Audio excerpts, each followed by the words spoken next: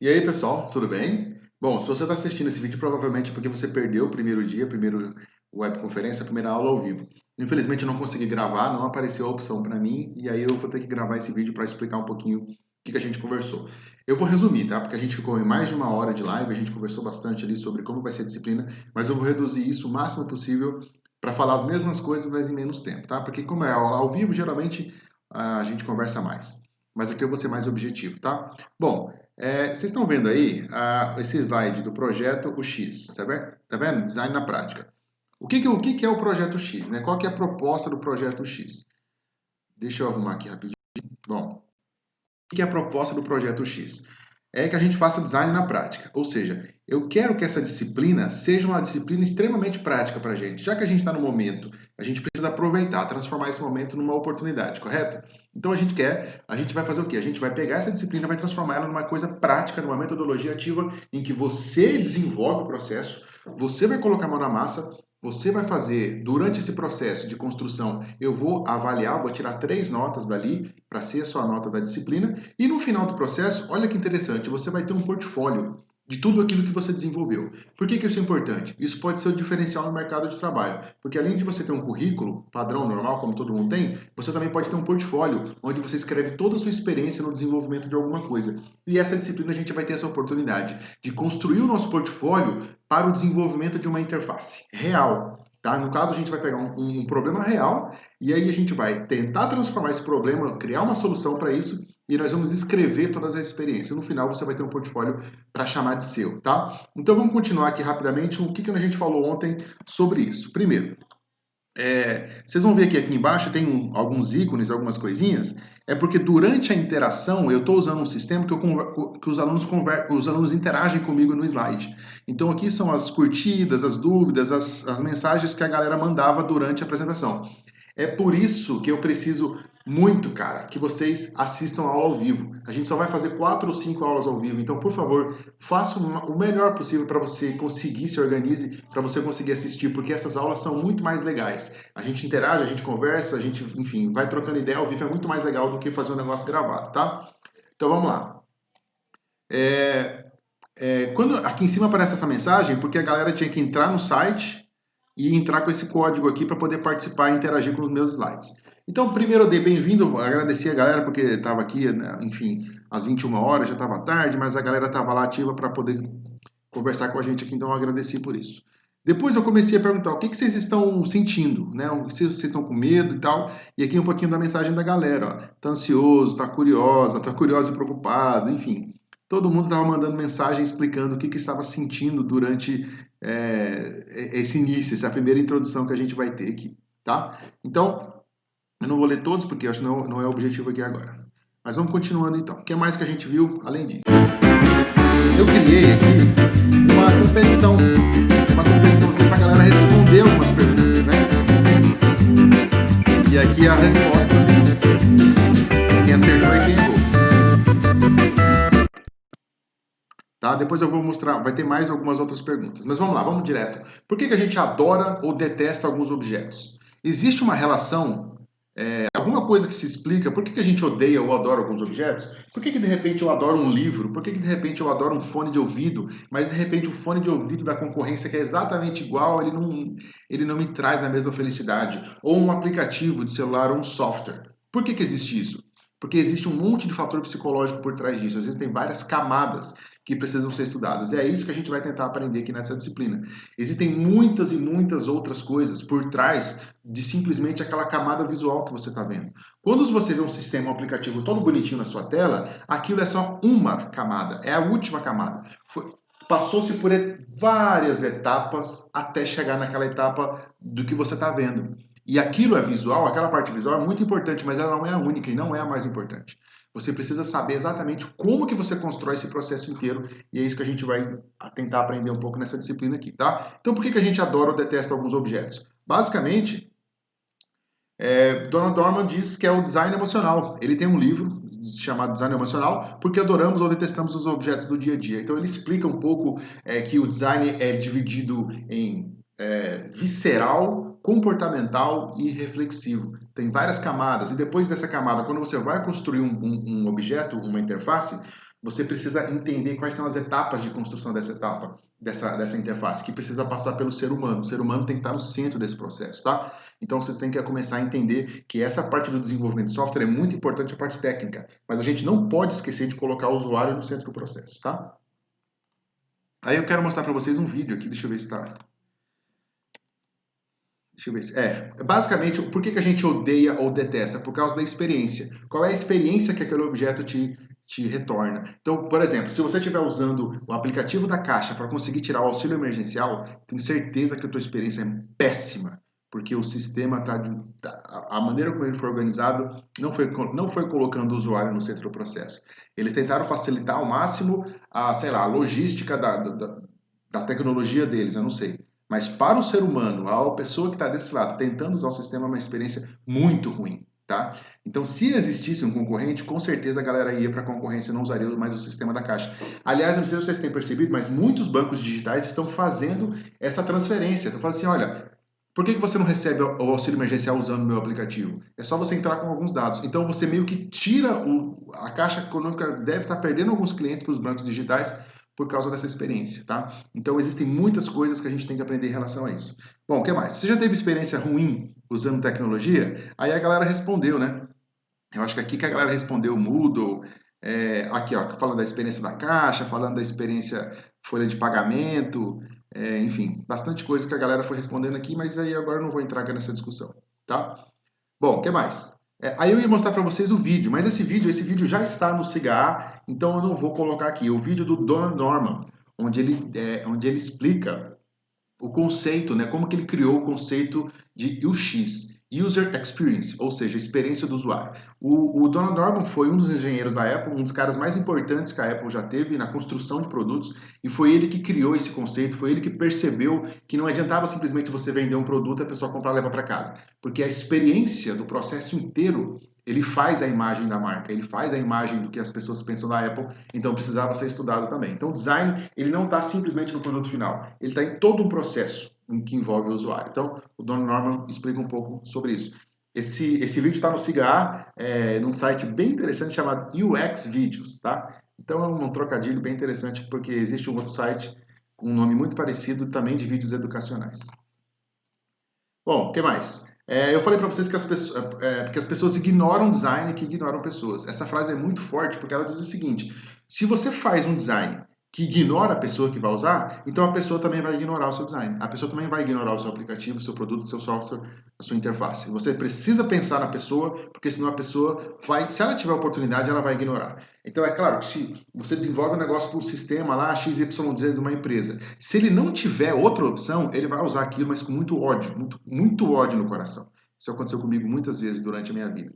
Agora, se eu tiver uma opção, meu amigo, primeira oportunidade que eu tiver, eu vou sair fora do seu software e vou usar outro, porque a experiência do outro é melhor. Então você precisa cuidar disso, até para você não perder cliente. Além de você aumentar a eficiência, a eficácia do seu sistema, aumentar a produtividade, você ainda ganha cliente, tá? Então a gente tem que pensar sempre no design, pensando nas pessoas no centro do processo. O que mais?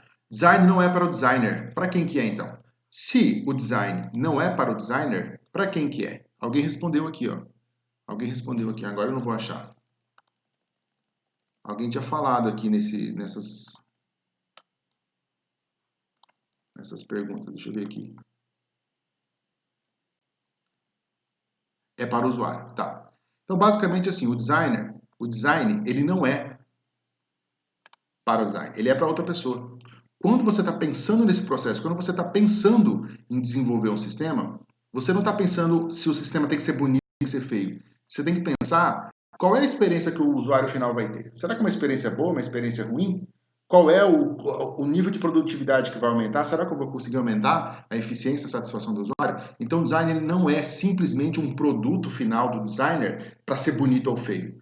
Beleza é importante, mas não é definitivamente a coisa mais importante. Beleza não é a mais importante. Você pode encontrar sites e sistemas horríveis, mas eles são tão bem construídos que a experiência é muito melhor do que um outro sistema concorrente que é bonito, mas não é eficiente. Correto? Então, pensa sempre sobre isso. O design não é apenas o que se parece ou o que se sente. Design é como funciona. Então isso está mostrando um pouco da experiência do usuário. Quando o cara está pensando, como que ele funciona, em que momento que ele usa, qual o contexto de uso, qual é a reciprocidade dessa interação, né? O quanto que isso é eficiente ou não para o usuário. Essa frase é do Steve Jobs, o cara que pensou a Apple, que mudou a maneira de se pensar em produto digital, né? Até então, com os produtos da Apple. Tá? Vamos lá, vamos continuar para frente aqui. Eu perguntei para os alunos se alguém sabe usar isso aqui. Isso aqui é interessante. A galera não sabe direito para que serve isso, mas só de olhar, ele já sabia como é que usava aquilo. Como é que ele usava aquilo? Ele sabia que ele tinha que pegar naquela alavanca e apertar para baixo. Para que serve? Não sei, mas eu sei que é assim que usa. É esse o conceito que você precisa entender. Primeira coisa, cara, eu vou até aumentar a minha tela aqui para falar muito sério para vocês. Cara, presta atenção. A primeira regra que você tem que aprender sobre design de interface. Você tem que entender que o seu produto, ele comunica para o usuário como é que se usa. Ou seja, a interface conversa com o usuário. A interface fala para o usuário, olha usuário, eu funciono dessa maneira. Aperta esse botão, faz isso aqui, clica aqui. A interface conversa com o usuário. Como assim, professor? Eu ainda não entendi. Eu vou voltar aqui para explicar o conceito. Quando o aluno olhou esse negócio, ele não sabe o que significa, para que serve, mas ele entendeu que ele tem que pegar essa alavanca com a mão e apertar para baixo, ele entendeu o funcionamento. O nome disso, o conceito disso é affordance. O que significa isso? É a capacidade que um objeto tem de comunicar como ele mesmo funciona, ou quais são as possibilidades de uso daquela interface.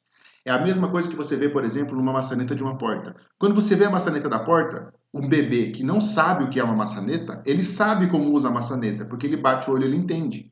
Quando você vê uma cadeira, um bebê é a mesma coisa, ele não sabe o que é uma cadeira, mas ele entende que aquilo é para se sentar. Então, affordance é esse atributo que um objeto tem de comunicar para o usuário como é que ele funciona. Isso parece óbvio, mas não é óbvio. Sabe por que não é? Existem muitos sistemas que colocam coisas na tela do usuário que o usuário jamais vai adivinhar como é que usa aquilo. Eu vou te dar um exemplo muito próximo da sua vida. Lembra do sagu? Você lembra que o sagu, no início, não sei se você lembra disso, mas no início, ninguém sabia que o bendito do menu, para aparecer, eu precisava clicar em cima de um pinguim. Você se lembra disso? Eu precisava clicar num pinguim para poder aparecer um menu.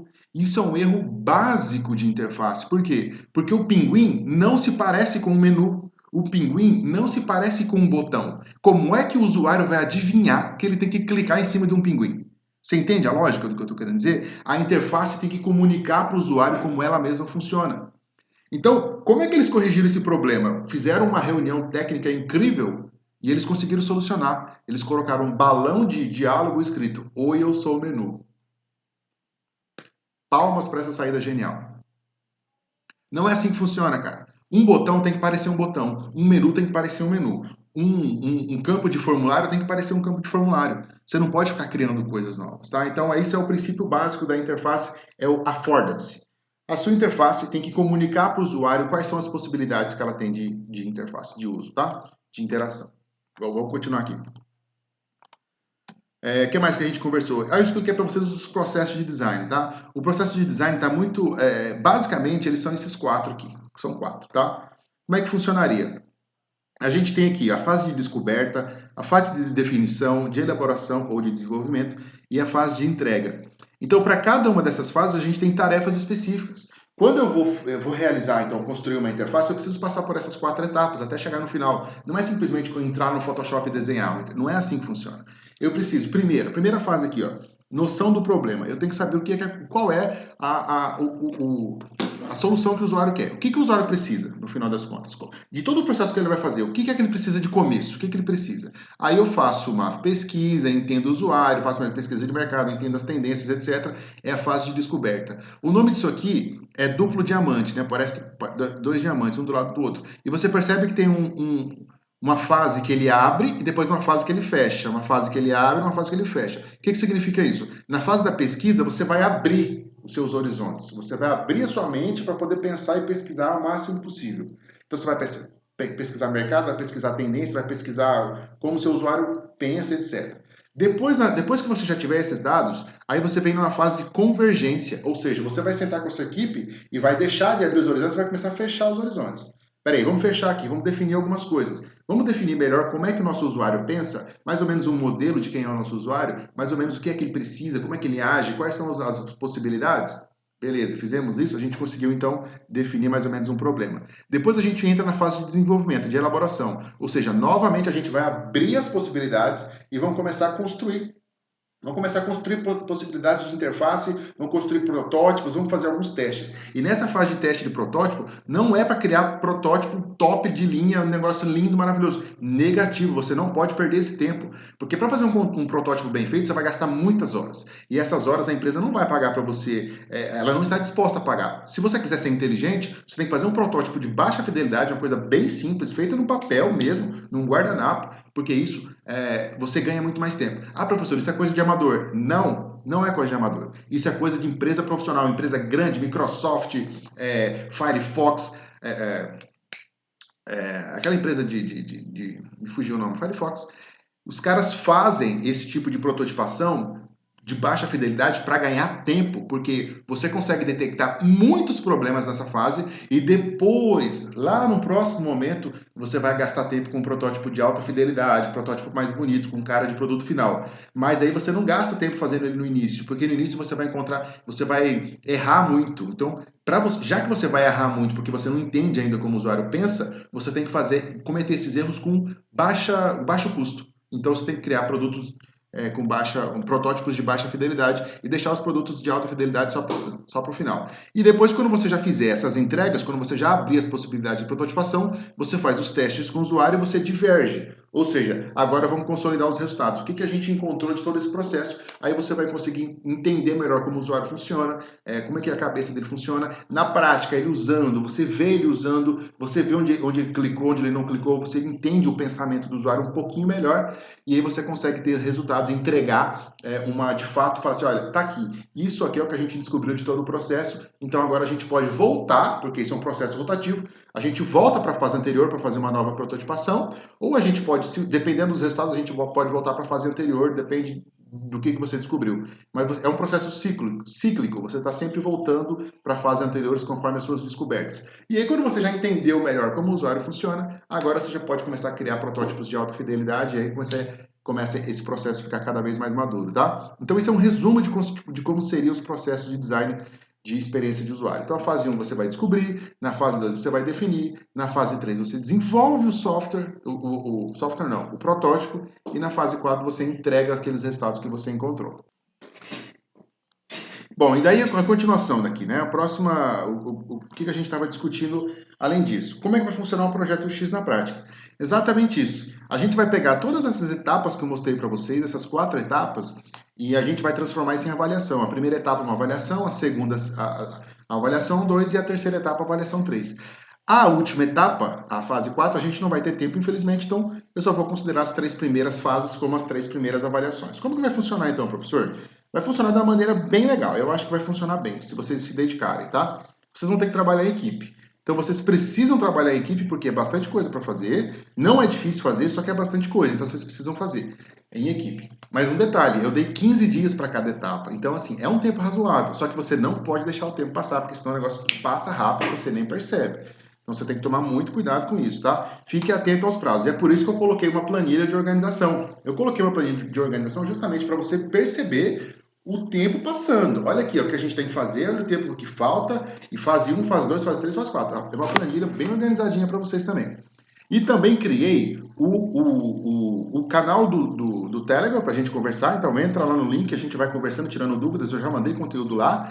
E também tem um link do Trello para a gente acompanhar o processo. Tá tudo mastigado, a fase 1, a fase 2, a fase 3, a fase 4. Você com a sua equipe vai conseguir acompanhar o que vocês estão fazendo, o que cada um está fazendo. E é bom que vocês tenham uma maneira de se organizar também por isso, tá? E vocês podem entrar no cartão das outras equipes para ver o que eles estão fazendo, para espionar. Tá aberto a público, é para você ver mesmo o que a galera está fazendo, para vocês saberem o quanto vocês estão atrasados ou não o quanto vocês estão adiantados, se for o caso. É bom porque vocês têm uma noção de como as outras equipes estão fazendo também. Tá tudo lá no Cigar, os links lá. E os grupos? Quais são os grupos? Basta você entrar no Cigar, tem a parte de grupos lá dos alunos, o grupo já é automático. Você clica lá no Cigar, já está criado o seu grupo, tá? Entre em contato com essa galera, faz o grupo do WhatsApp, eu não sei. Vocês podem se comunicar da maneira que vocês quiserem. O importante é que vocês têm que ter essa planilha para se organizar e colocar o que vocês estão fazendo, todo o processo que vocês estão fazendo lá no Trello, beleza? O que mais? Além disso, o que a gente falou? Esse aqui é o problema que a gente vai resolver. A gente tem esse problema para resolver. Muito sério. Como melhorar a experiência do usuário no Cigar, aumentando o seu nível de satisfação? Você já deve ter entrado no Cigar, você viu que é um pouco difícil de mexer naquela interface. Eu, pessoalmente, achei uma interface muito difícil. Muito difícil. Eu acho que a experiência do aluno não é tão boa. Então a proposta é, você vai ter que criar uma proposta de um Cigar melhor. Como que você pode reconstruir a interface do Cigar para que ela seja melhor?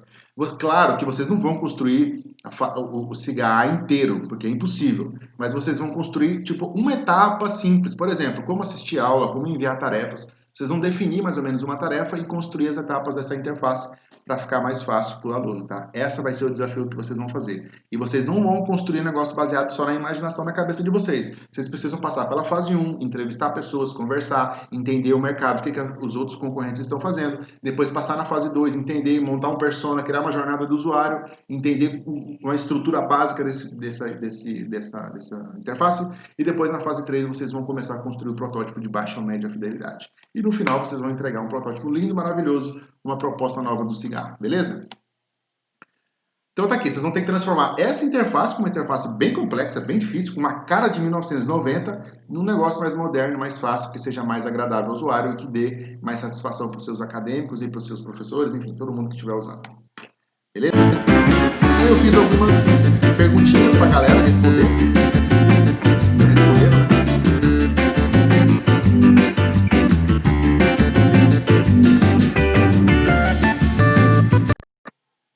Opa, eu voltei.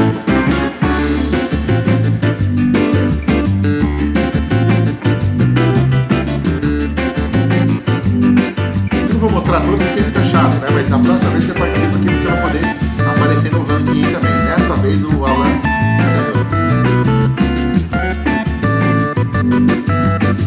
várias perguntas, eu não vou todas aqui. Eu perguntei se a interface de software pode causar ferimentos. Cara, causa. Isso aconteceu comigo. A interface era tão ruim que ela machucou a minha mão. Tendão na minha. Bom, aí eu perguntei também a expectativa dos alunos. A maioria não está desanimada.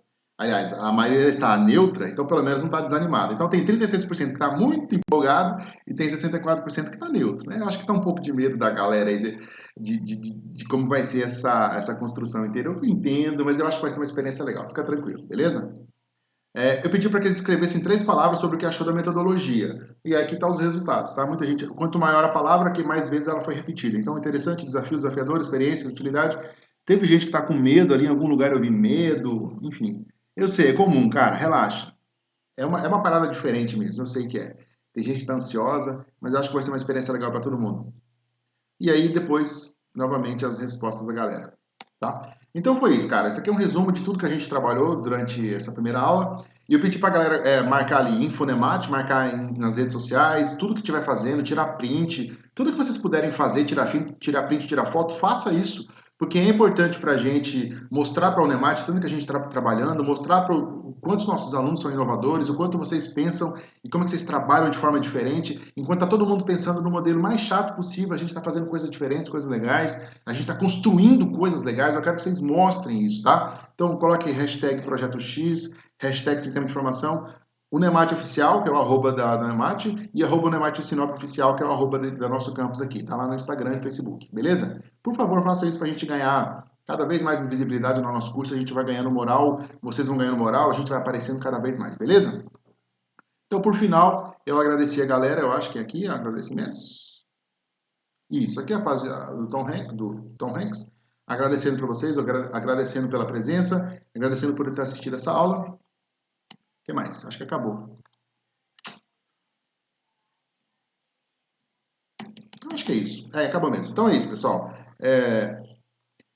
Se vocês tiverem dúvida, por favor, entra lá no grupo do Telegram, manda suas dúvidas. Eu já mandei conteúdo lá, porque é lá que a gente vai conversar de maneira oficial, tá? Qualquer dúvida, me manda lá no Telegram que a gente vai conversando o tempo inteiro, beleza? Estou à disposição de vocês. Valeu, até mais. Tchau.